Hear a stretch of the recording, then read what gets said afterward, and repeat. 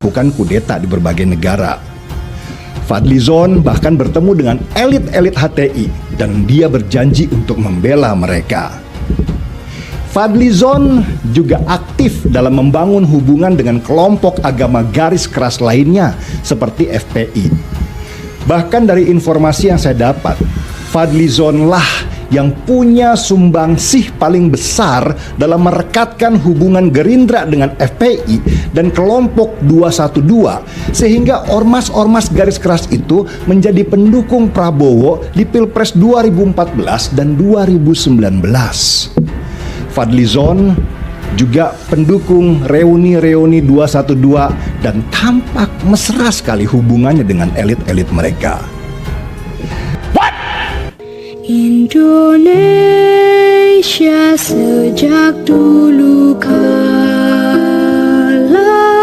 tetap dipuja-puja bangsa. Tentang Pak Prabowo Subianto. Kebetulan beliau adalah salah satu kandidat kuat yang kemungkinan besar akan dicalonkan untuk yang ketiga kalinya oleh Partai Gerindra juga koalisinya. Dan beberapa tokoh termasuk Erick Thohir dan Sandiaga Uno sedang mencoba melamar untuk menjadi calon wakil presidennya. Tapi kali ini saya nggak mau ngomong tentang Pak Prabowo secara pribadi. Saya ingin menyoroti salah satu tangan kanan Prabowo, salah satu orang kesayangannya yang sudah bersama dia sejak masa Orde Baru. Orang itu bernama Fadlizon. Fadlizon adalah salah seorang pendiri Partai Gerindra. Sumbangsi dia di partai sangat besar, sehingga Partai Gerindra bisa menjadi partai kedua terbesar sesudah PDI Perjuangan. Anggota DPR RI fraksi Gerindra Fadlizon mendesak lembaga Densus 88 untuk dibubarkan. Dalam cuitannya di Twitter, dia menilai bahwa keberadaan Densus 88 kerap menciptakan narasi Islamofobia di masyarakat. Fadlizon adalah salah seorang pendiri Partai Gerindra. Sumbangsih dia di partai sangat besar, sehingga Partai Gerindra bisa menjadi partai kedua terbesar sesudah PDIP Perjuangan. Fadlizon yang sempat menjadi wakil ketua DPR RI itu punya kekuatan untuk membangun hubungan yang bagus dengan banyak pihak. Fadlizon yang sempat menjadi wakil ketua DPR RI itu punya kekuatan untuk membangun hubungan yang bagus dengan banyak pihak. Fadlizon ini bisa berganti warna ya butuh. Satu hari dia bisa berakting menjadi salah satu mahasiswa pada waktu gelombang demo besar mahasiswa menurunkan Soeharto di tahun 1998 lalu. Tapi di saat yang sama, dia juga adalah pembela Soeharto paling depan. Bahkan dia pernah protes keras ketika menganggap bahwa nama Soeharto tidak masuk dalam Kepres yang dikeluarkan oleh Presiden Jokowi terkait Super Semar. Tapi bukan itu sih yang saya mau bicarakan hari ini, melainkan terkait pembelaannya terhadap kelompok agama garis keras di Republik Indonesia ini. Jejak Fadlizon terkait pembelaannya terhadap ormas-ormas agama yang sudah dilarang pemerintah itu tersebar di mana-mana. Salah satunya, waktu ormas HTI dibubarkan oleh pemerintah, Fadlizon lah yang berada di garis depan untuk membela mereka. Fadlizon menganggap bahwa keputusan pemerintah membubarkan HTI itu adalah keputusan ngawur. Dia menilai pembubaran HTI itu cacat hukum, karena itu berarti memberangus kebebasan berkumpul dan mengeluarkan pendapat. Sedangkan pemerintah melihat betapa bahayanya ideologi yang tidak mengakui Pancasila dan berpotensi menyusup ke elemen-elemen penting pemerintahan. Dan rekam jejak HTI melakukan kudeta di berbagai negara. Fadlizon bahkan bertemu dengan elit-elit HTI dan dia berjanji untuk membela mereka. Fadlizon juga aktif dalam membangun hubungan dengan kelompok agama garis keras lainnya seperti FPI.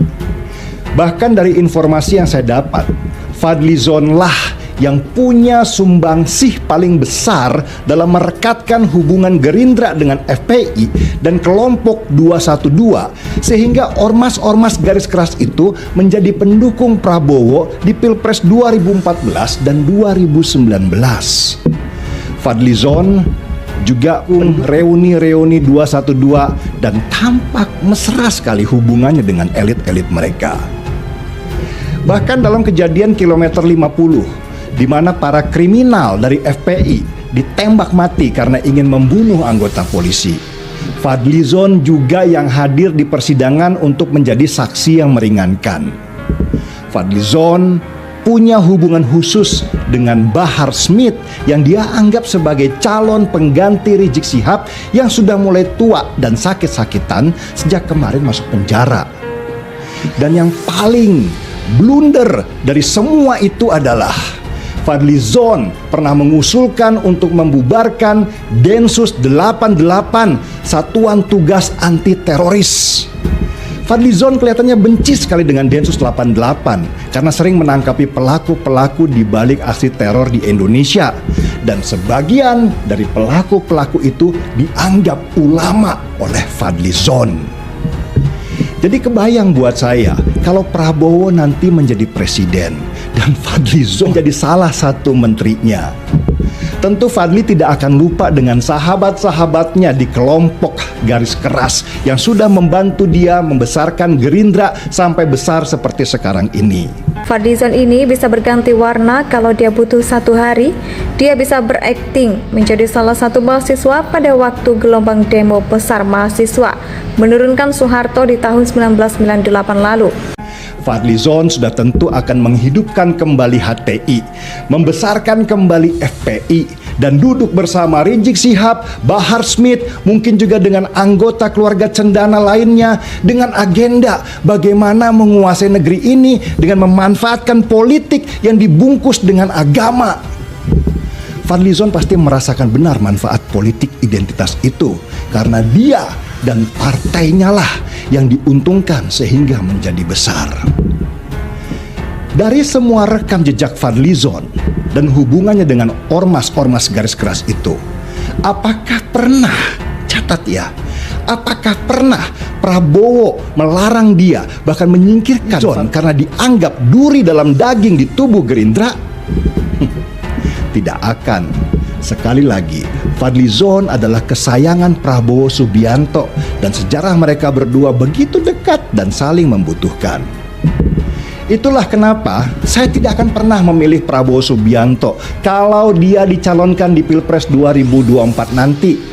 Meski banyak teman-teman yang bilang kalau Prabowo sudah berubah sejak menjadi Menteri Pertahanan Jokowi.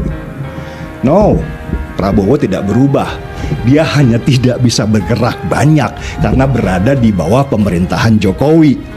Prabowo tidak pernah tegas dalam melawan para pemberontak NKRI yang berbaju agama itu.